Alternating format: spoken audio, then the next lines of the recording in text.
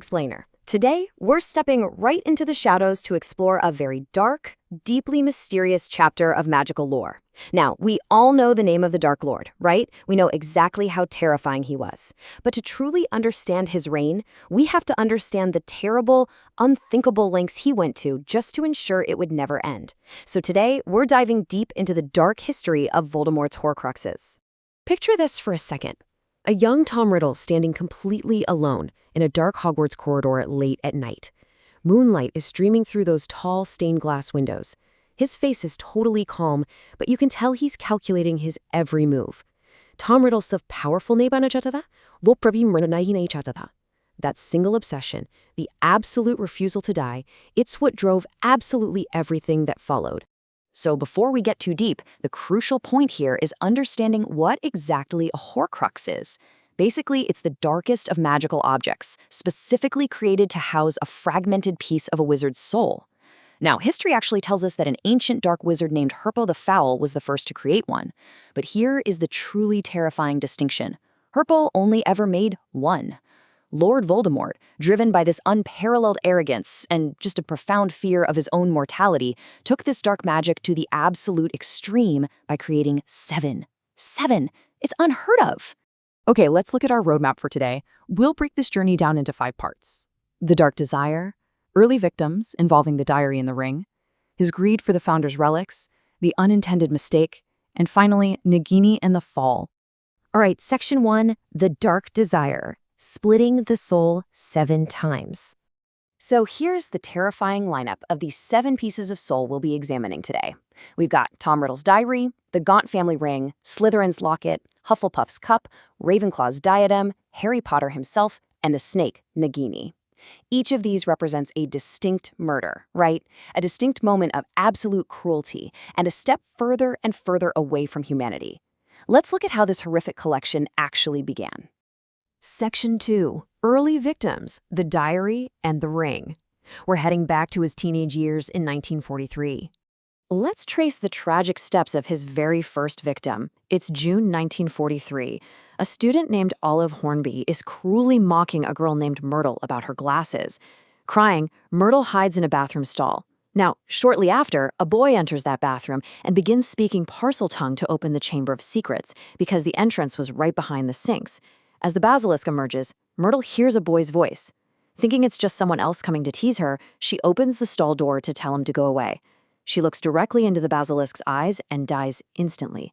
This poor girl, who we all know as Moaning Myrtle, was Tom Riddle Jr.'s very first victim, and her death was used to turn his diary into his first Horcrux. But you have to appreciate the incredible irony here, right? Years later, Harry Potter destroyed that very diary inside the Chamber of Secrets. And what did he use? A basilisk fang. The exact same creature Tom Riddle used to create his first Horcrux provided the literal weapon needed to destroy it. Fast forward just 2 months later to August 1943, and the violence really escalates. Riddle seeks out his mother's family and meets his uncle, Morphin Gaunt. From Morphin, Riddle learns a truth he absolutely despises. His father, Tom Riddle Sr., was a muggle. And worse, he learns his mother had used a love potion to marry him, and the second she stopped giving it to him, his father abandoned her. Fueled by this absolute blinding rage, Riddle takes his uncle's wand, travels to his father's house, murders his own muggle father and his grandparents, frames his uncle Morphin for the crime, and steals the Gaunt family ring. Using his father's death, he turns this ring into his second Horcrux and hides it right back in his grandfather's rundown house. Now, what's really fascinating about this is how the ring eventually met its end. In July 1996, Dumbledore actually finds it and destroys it with Gryffindor's sword. But look at the cost here. The ring held the Resurrection Stone, one of the legendary Deathly Hallows. Dumbledore recognized it immediately, and in this really tragic lapse of his usual brilliance, he just completely lost his common sense. He put the ring on because he desperately wanted to see his deceased sister Ariana one last time, just to apologize to her. And that singular moment of weakness triggered a fatal dark curse on Dumbledore's hand. Moving on to Section 3. The Founder's Relics. Greed and Grandeur, spanning from 1946 to 1979. This brings us to the really twisted origins of the locket and the cup. So Slytherin's locket actually belonged to Riddle's mother, Merope. She stole it when she ran away from home and ended up selling it for practically nothing to Borgin and Burkes. Eventually, it gets bought by this wealthy collector, Hepzibah Smith. Now, after graduating Hogwarts, Riddle takes a job at Borgin and Burkes, which is exactly what allows him to befriend Hepzibah. Totally charmed by him, she shows him her antique collection, revealing she actually possesses both Hufflepuff's cup and Slytherin's locket. Literally, 2 days later, Hepzibah is found dead. Riddle had slipped poison into her food, framed her poor house elf Hoki, and stolen both artifacts. He used Hepzibah's murder to turn the cup into a Horcrux, and later killed a Muggle to do the same to the locket. I mean, his charm was literally just as deadly as his magic. And man, the locket had quite the chaotic journey. Voldemort hid it in this terrifying crystal cave, but it got stolen by Regulus Black and his house elf creature. After Regulus died, Mundungus stole it, and it ultimately ended up hanging around the neck of Dolores Umbridge. Harry, Hermione, and Ron pull off an insane heist to take it from her. And finally, Ron shatters the thing with Gryffindor's sword in the Forest of Dean in December 1997. Hufflepuff's cup, guarded with just as much paranoia. Voldemort entrusted it to the Lestrange family vault deep down in Gringotts Bank. It required a daring, ridiculously high-stakes bank heist by the trio just to secure the cup. Hermione Granger eventually destroys it back down in the Chamber of Secrets, using, you guessed it, another Basilisk Fang in 1998. Horcrux number 5 is Ravenclaw's diadem.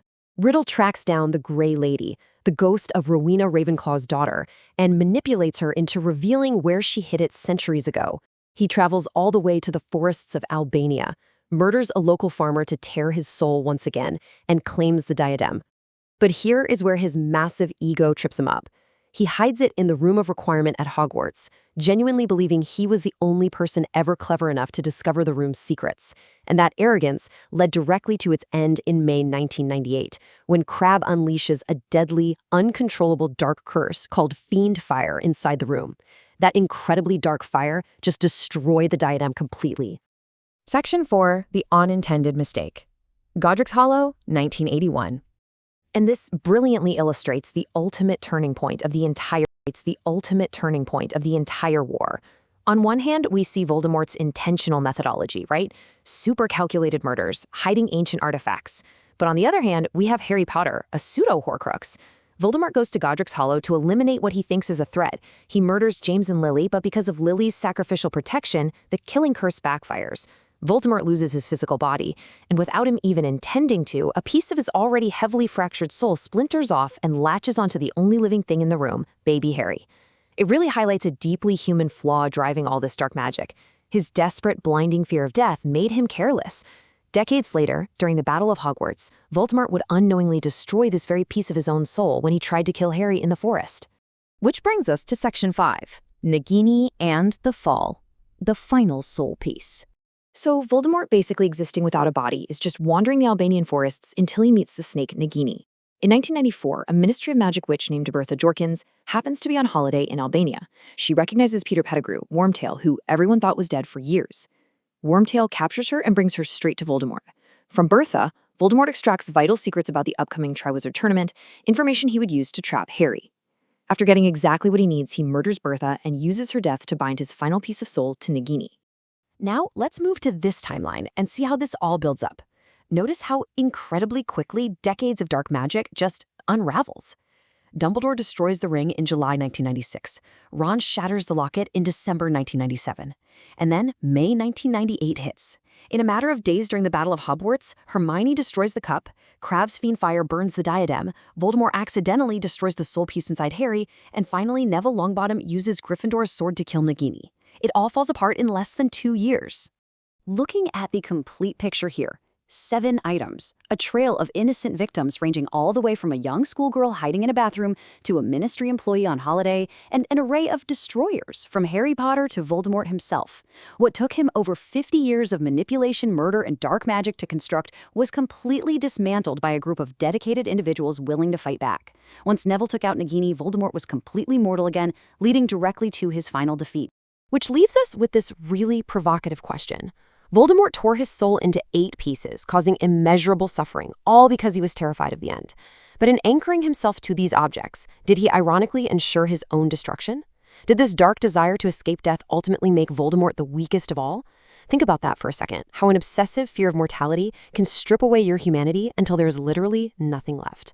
Thank you so much for joining me on this explainer, and keep questioning the shadows.